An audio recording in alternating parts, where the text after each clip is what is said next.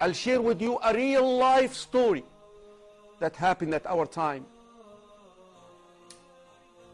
A man who went to the work in the Gulf countries, in Emirates, for years, 20 years. Very poor to begin with, he became wealthy. His father was a very righteous man. He used to be the imam. This is a real life story, it's not a sci-fi. So the man, after accumulating all his wealth, he sent to his father, "My father, I want to get married. A lot of the years passed by without getting married. Now it's the time. And I want you to choose a wife for me. And I want you to go ahead and put the marriage contract together.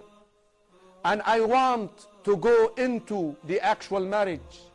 The wedding day, I want it to be the day that I arrive, and I don't want to see her." This is how much trust this man, this young man, had in his father.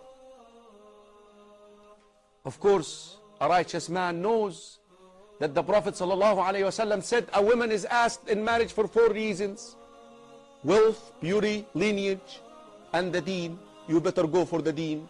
He'd chosen a quality religious woman, wife for his son, but yet her physical appearance was not the best. The son arrives to Egypt.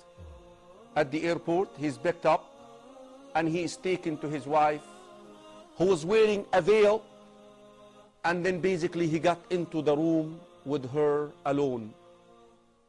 As soon as she unveiled herself, he became shocked. He became shocked. "This is the wife that my father chose for me. She's not beautiful. She's not beautiful." He became so depressed. Here I am coming after all these years, so excited, so excited. He became so depressed. So he slept.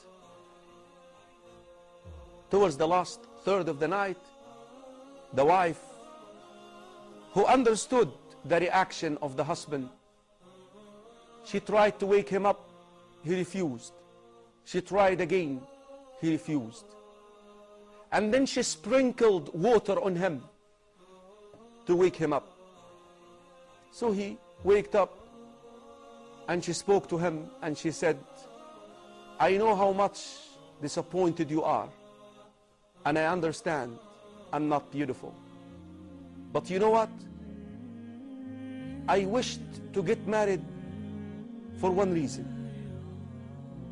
I wanted to implement the hadith of the Prophet ﷺ when he said, رحم الله رجلا, may Allah have mercy on a man who wakes up to pray at night, and then he would wake up his wife, and if she does not wake up, نضح عليها الماء, he would sprinkle water on her to wake up."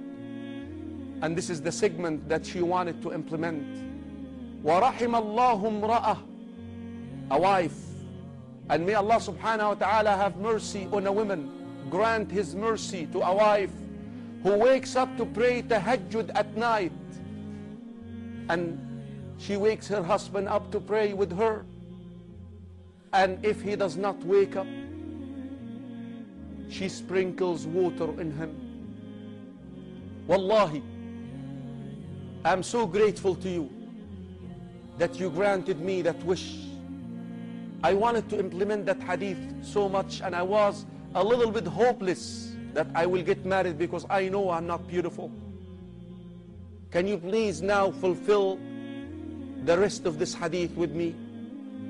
Can you wake up and just lead me in salah, pray tahajjud with me? He waked up and he led her in salah. Brothers and sisters in Islam, this man swears by Allah that as soon as he ended his tahajjud, leading her in salah, I looked at her as if I'm looking at the most beautiful women in this world. That's the way it goes, akhi. Don't be deceived by all these soap operas and movies. The love gets to the heart because of Allah. Allah can make you love your husband, but you and your husband obey Allah. Lead your wives in salah. Have your husbands lead you in salah at night. This family, brothers and sisters in Islam, they have grandchildren who memorize the Quran, and they are students of knowledge, and some of them are about to be scholars of this ummah. Brothers and sisters in Islam, don't compromise nor test the commands of Allah. If you want to live happily, like they say in the movie Ever After, marriage is a tough institution. Enough that shaitan every day places the crown on the head of a shaitan who separates a husband and wife.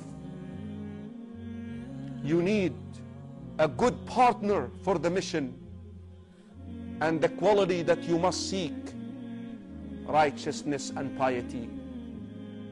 And if you do, you will get the best of this dunya, and bi'idhnillahi ta'ala, you will be with your reformed husband and reformed wife, azwajul mutahhara, purified spouses in Jannah.